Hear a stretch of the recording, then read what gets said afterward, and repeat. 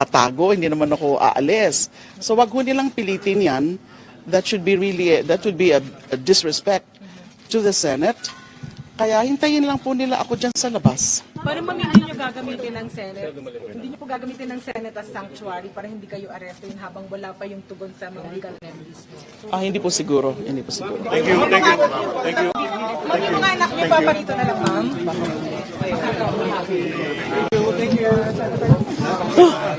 All right, you just heard Senator Laila De Lima there speaking at the Senate, where she says that she does not feel safe if the arrest is done tonight. She says that she was surprised that the arrest was in fact going to be done tonight when it was promised to her that it would happen tomorrow morning. She says that it was unusual and unjust to force arrest this evening. She explains she does not plan to escape or evade arrest. In fact, she plans to face them in the morning. Senator Laila De Lima says she plans to stay at the Senate until tomorrow morning and wait for the arresting team at her office. When asked if she plans to seek solace or to hide at the Senate, she says she has nothing to hide. And again, I repeat, she plans to face the arresting team tomorrow. In her words, she says, "I feel less safe if ngayon gabi gagawin." And when asked if she spoke directly to PNP Chief De La Rosa, she says that she will not speak to him herself.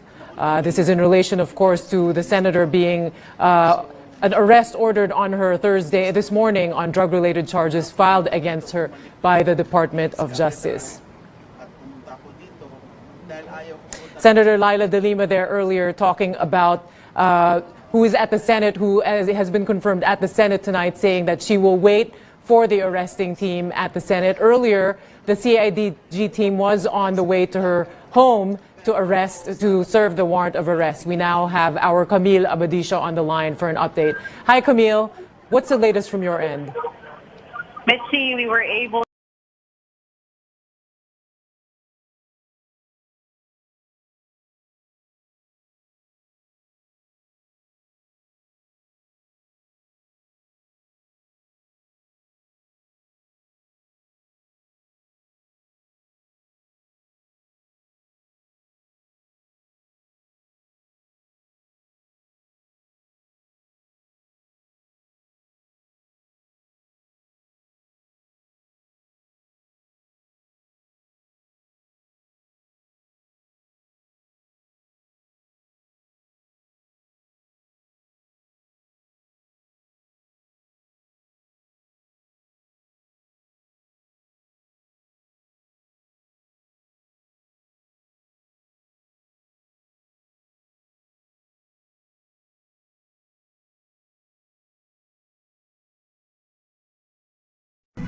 Iginiit ng Malacanang na ang pagpapalabas ng arrest warrant laban kay Senadora Laila De Lima ay pagpapakita lamang na may probable cause ang kasong inihain laban sa kanya kaugnay ng umano'y paglabag sa Comprehensive Dangerous Drugs Act of 2002. Ayon kay Presidential Chief Legal Counsel Salvador Panelo, dapat i-welcome ito ng senadora bilang pagkakataon para liwanagin ang mga akusasyon laban sa kanya. Git pa ng kalihim, ito na ang tunay na laban at hindi sa media kung saan nagagamit umano si Pangulong Rodrigo Duterte. Pagtiyak pa ni Panelo, isa rin itong patunay na umiiral ang rule of law sa ilalim ng Duterte administration. Taliwas umano ito sa pagpapatupad ng pag-aresto kay dating Pangulong Gloria Arroyo sa kabila ng kawalan ng criminal charge o warrant of arrest. Ipinatupad niya ang warrant of arrest sa senadora alinsunod na rin sa ipinalabas na kautusan ng korte. Tiwala naman si Panelo na ipagkakaloob ang due process kay De Lima dahil batay sa konstitusyon, mananatili itong inosente hanggat hindi napapatunayang guilty sa kaso.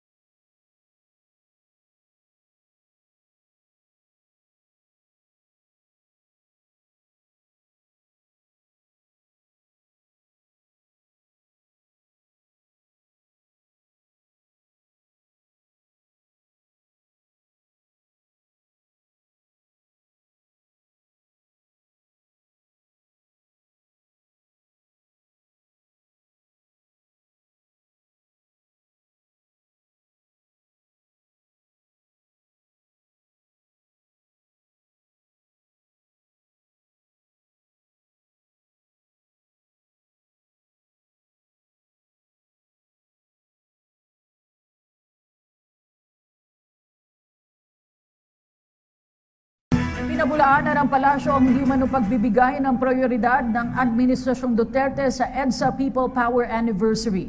Paliwanag ni Presidential Spokesperson Ernesto Abella, may mga kanya-kanyang paraan para idaos ito kung saan mas madarama ang tunay na diwa nito kasabay ng patuloy na pagpapaunawa sa mga kabataan sa pagbabalik ng demokrasya sa ating bansa. Samantala, inatasan naman si Executive Secretary Salvador Medialdea na kumatawan kay Pangulong Rodrigo Duterte sa kasalukuyang nasa Davao City. Ani Abella, may nakalatag green schedule ang Pangulo kabilang na ang paglulunsad ng Bangsamoro Transition Commission bukas. I think the release said that it would be the ES, that it would be ES who would be representing him. But what will the president be doing tomorrow? And will he be attending any EDSA commemoration event at all? I think that he has some sort of surprise for that. Yeah. But if you're asking what will he be doing tomorrow, there's going to be the Bangsamoro transition thing in Davao. Yes.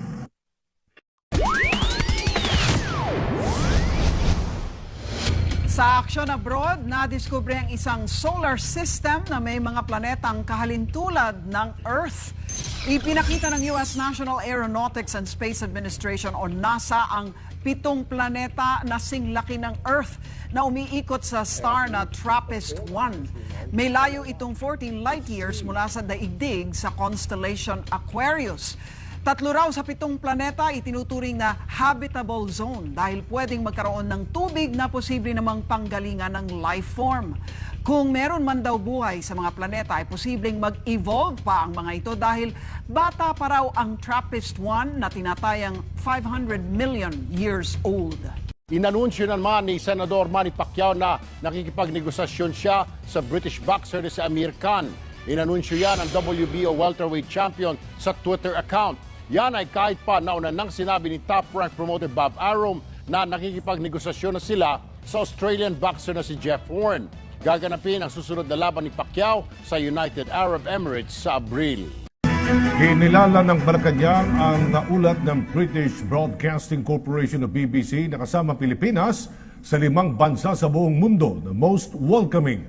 Batay sa BBC, dahil ito sa mayamang kultura ng Pilipinas at pagbibigay ng maraming oportunidad at pakikipagkaibigan sa mga dayuhan. At ayon sa Department of Tourism, 6 na milyong turista ang bumisita sa Pilipinas noong 2016 kumpara sa mahigit 5 milyon noong 2015. The BBC just rated the Philippines among the world's top 5 most welcoming countries. The Philippines is among the 5 world's most welcoming countries, according to the British Broadcasting Corporation. It cited the Philippines' going-out culture, which gives expats plenty of opportunities to make friends. The Department of Tourism reported that almost 6 million tourists arrived last year, compared to 5.3 million in 2015. Excuse me. We hope to boost visitor arrivals to 12 million by the end of the President's term in 2022 through the private sector investments. Based on our National Tourism Development Plan of 2016 to 2022, the Duterte administration aims to create 6.5 million jobs in the tourism sector in the next 5 years, or the equivalent of 14.4% share of tourism jobs. Sa publiko ang Camp Aguinaldo bukas para sa pagdiriwang po ng Armed Forces of the Philippines ng ika-31 anibersaryo ng EDSA People Power Revolution. Pero ayon kay AFP spokesman Edgar Arevalo, may mga kailangan pa rin pagdaan ng security procedures ang magtutungo roon kung nais silang makilahok sa gaganaping misa at awarding ceremony sa loob ng kampo. Magiging simple naman ang selebrasyon ng AFP ngayon sa EDSA People Power Anniversary. At samantala, kinumpirma ni Arevalo na hindi makakadalo rito si AFP Chief of Staff Eduardo Anyo dahil dadalo ito sa paglagda ng Bangsamoro Transition Commission sa Davao City bukas.